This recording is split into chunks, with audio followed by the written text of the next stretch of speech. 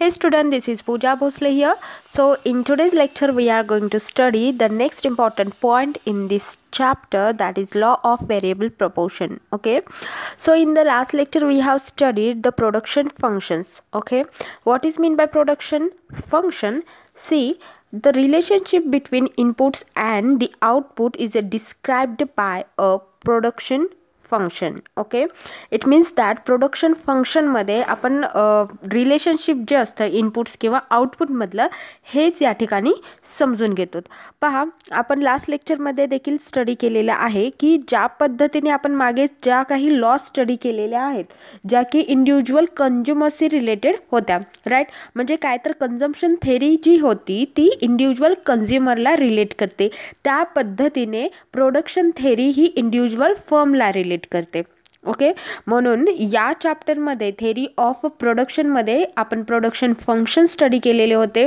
त्याचबरोबर फिक्स्ड आणि variable inputs म्हणजे काय असतात किंवा short run and long run म्हणजे काय असतं, या सगळ्या गोष्टींची आपण स्टडी केलेली आहे. पहा, production requires the use of certain resources often called factor of production or inputs. Okay, resources are known as factor of production and classified as land, labor, capital.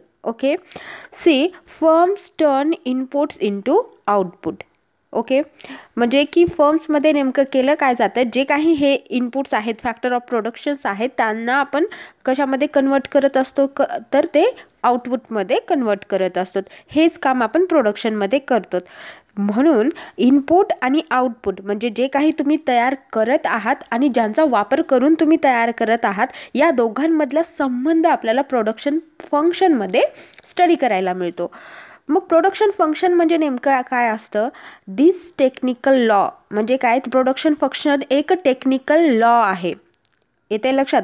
Production function म्हणजे काही मोठी गोष्ट नसून हे एक टेक्निकल लॉ आहे which expresses the relationship between factor inputs and output is termed as production function. Okay, म्हणजे काय तर प्रोडक्शन फंक्शनमध्ये काय केलं जातं, फक्त आणि फक्त इनपुट आणि आउटपुट या दोघांचं रिलेशनशिप एक्सप्रेस केलं जातं. म्हणजे की किती आउटपुट हे किती इनपुटचा वापर करून तयार होतं, या फंक्शनला काय म्हटलं जातं? प्रोडक्शन फंक्शन्स असं म्हटलं जातं. ओके, तर हा भाग आपण इन डिटेलमध्ये लास्ट लेक्चरमध्ये स्टडी केलेला आहे.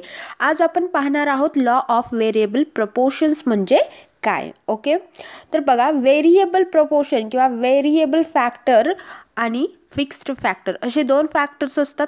जेव्हा तुम्ही प्रोडक्शन करताय तेव्हा फिक्स्ड फॅक्टर आणि व्हेरिएबल फॅक्टर्स असतात. येते लक्षात? तर फिक्स्ड फॅक्टर्स म्हणजे असे फॅक्टर्स असतात जे की प्रोडक्शन वाढलं किंवा कमी झालं तरी सुद्धा काहीही त्यामध्ये बदल होत नाही, अशा फॅक्टर्सला काय म्हटलं जातं? Fixed factors. व्हेरिएबल फॅक्टर्स म्हणजे असे फॅक्टर्स असतात किंवा व्हेरिएबल इनपुट्स म्हणजे असे इनपुट असतात की जे प्रोडक्शनसोबत किंवा प्रोडक्शनच्या क्वांटिटीसोबत चेंज होत असतात. म्हणजे प्रोडक्शन वाढलं की या इनपुटमध्ये बदल होत असतो, म्हणजे हे देखील वाढतात. प्रोडक्शन कमी झालं की हे इनपुटसुद्धा कमी होतात. अशा इनपुट्सला आपण म्हणतो व्हेरिएबल इनपुट. ओके, तर लॉ ऑफ व्हेरिएबल प्रपोर्शन्स म्हणजे काय? तर या ठिकाणी जेव्हा तुम्ही एखादा फॅक्टर जो काही व्हेरिएबल फॅक्टर असेल त्यामध्ये चेंज करता, तेव्हा त्याचा इफेक्ट प्रोडक्शनवरती म्हणजे की आउटपुटवरती नेमका काय होतो, कशा पद्धतीने आपलं प्रोडक्शन फंक्शन वर्क करतं, कशा पद्धतीने आउटपुटवरती त्याचा इफेक्ट होत असतो, या गोष्टींची स्टडी आपण इकडे करणार आहोत. पण या सगळ्या गोष्टींची स्टडी नेमकी का केली जाते? तर पहा, जेव्हा प्रोडक्शन केलं जातं तेव्हा डिसाईड करावं लागतं ते म्हणजे प्रोडक्शन फंक्शन. तर ते प्रोडक्शन फंक्शन डिसाईड करण्यासाठी किंवा इनपुट कुठल्या इनपुटचं कशा पद्धतीने आपण त्या ठिकाणी यूज केलं पाहिजे, या सगळ्या गोष्टी डिसाईड करण्यासाठी हा जो लॉ आहे, लॉ ऑफ व्हेरिएबल प्रपोर्शन, हा खूप काही मदत करतो.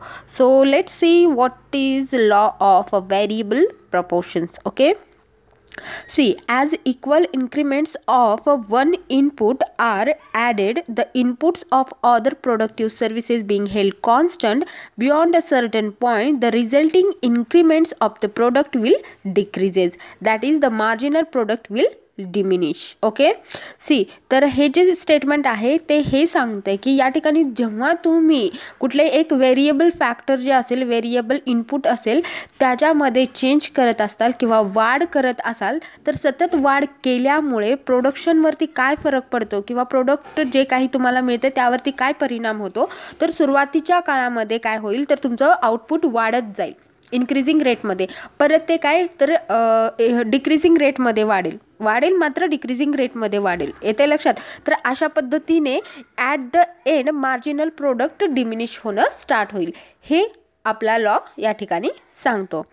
तर मार्शल यांनी कशा पद्धतीने हे डिस्कस केलेलं आहे पहा. हा जो लॉ ऑफ व्हेरिएबल प्रपोर्शन आहे, या लॉजला मार्शल या ठिकाणी म्हणतात law of diminishing returns. Okay, पहा या ठिकाणी लॉ ऑफ व्हेरिएबल प्रपोर्शन्सला मार्शल यांनी या ठिकाणी एक नाव दिलेलं आहे, law of diminishing returns. Okay, पहा in relation to the agriculture. तर त्यांनी ॲग्रिकल्चरशी रिलेट एक एक्झाम्पल दिलेलं आहे. He defines the law as follow.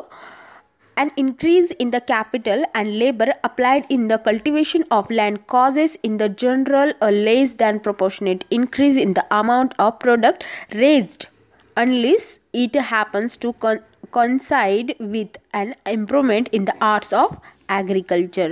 Okay, see, तर या ठिकाणी मार्शल यांनी हेच सांगण्याचा प्रयत्न केलेला आहे की जेव्हा काही तुम्ही फिक्स्ड किंवा व्हेरिएबल फॅक्टर्स त्या ठिकाणी इनपुट म्हणून यूज करत असाल एकाच प्रोडक्शनसाठी, तेव्हा ॲट द एंड त्याचा परिणाम कशा पद्धतीने होत असतो. Okay, so let's study this with the example. Before that let's study the assumptions of the law. Okay, तर या लॉचे पण काही अझम्पशन्स आहेत जे इकडे आपण पाहणार आहोत. जेव्हा तुम्ही लॉ ऑफ व्हेरिएबल प्रपोर्शन्स त्या ठिकाणी अप्लाय करत असतात त्या ठिकाणी तुम्हाला काही गृहीतके गृहीत धरावे लागतात. ओके, म्हणजे त्याच कंडिशन्स तिथे अप्लाय झालेल्या आहेत म्हणून तुमचा लॉ त्या ठिकाणी वर्क करतो आहे. See, first one is constant rate of technology. जी टेक्नॉलॉजी त्या ठिकाणी प्रोडक्शनमध्ये अप्लाय केली जात आहे ती लास्टपर्यंत सेमच असली पाहिजे. त्या टेक्नॉलॉजीमध्ये बदल होत असेल तर ऑफकोर्स प्रोडक्शनमध्ये बदल होईल. त्यामुळे कन्फ्युजन या ठिकाणी या पद्धतीचं होईल की तुम्ही केलेल्या इनपुटच्या वाढीमुळे प्रोडक्शनमध्ये फरक पडतो आहे की नेमकं टेक्नॉलॉजी चेंज केल्यामुळे पडतो आहे. हे कन्फ्युजन टाळण्यासाठी तुम्हाला जी टेक्नॉलॉजी यूज त्या ठिकाणी केली जात आहे ती शेवटपर्यंत चेंज करायची नाही. Number 2, only one factor is variable. या ठिकाणी एकच फॅक्टर हा व्हेरिएबल असेल बिकॉज आपल्याला स्टडी करायचं आहे की एका फॅक्टरमुळे, जो फॅक्टर तुम्ही या ठिकाणी स्टडी करत आहात त्या फॅक्टरमुळे प्रोडक्शनवरती काय फरक पडतो आहे. Third one is units of variable factor are homogeneous. जे काही व्हेरिएबल फॅक्टर तुम्ही या ठिकाणी यूज करत आहात म्हणजे ज्या फॅक्टरमध्ये तुम्ही वाढ किंवा घट करणार आहात तो फॅक्टर हा होमोजेनियस असला पाहिजे. म्हणजे की जेव्हा तुम्ही सुरुवातीला तो इनपुट यूज करत होतात तेव्हा तो त्याच पद्धतीचा होता, बट सेकंड टाइम जेव्हा तुम्ही ते इनपुट ॲड करत आहात तर तो थोडा डिफरंट आहे. फॅक्टर तोच आहे बट त्या क्वालिटीमध्ये किंवा कुठल्याही गोष्टीमध्ये त्याच्या फीचर्समध्ये चेंज असेल तर प्रोडक्शनमध्ये देखील चेंज होऊ शकतो. त्यामुळे परत कन्फ्युजन होऊ शकतं की नेमकं या प्रोडक्टच्या किंवा या इनपुटच्या फीचर्समध्ये चेंज झाल्यामुळे प्रोडक्शनमध्ये बदल होतो आहे की फक्त इनपुट वाढवल्यामुळे होतो आहे.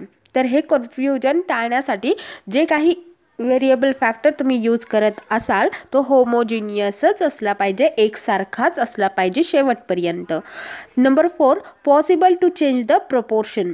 ओके, सो या ठिकाणी एक अझम्पशन असं आहे की जे काही प्रपोर्शन्स तुम्ही घेत आहात त्यांच्यामध्ये चेंजेस करणं पॉसिबल असणं गरजेचं आहे. ओके, कारण आपल्याला चेंजेस करायचे आहेत या ठिकाणी.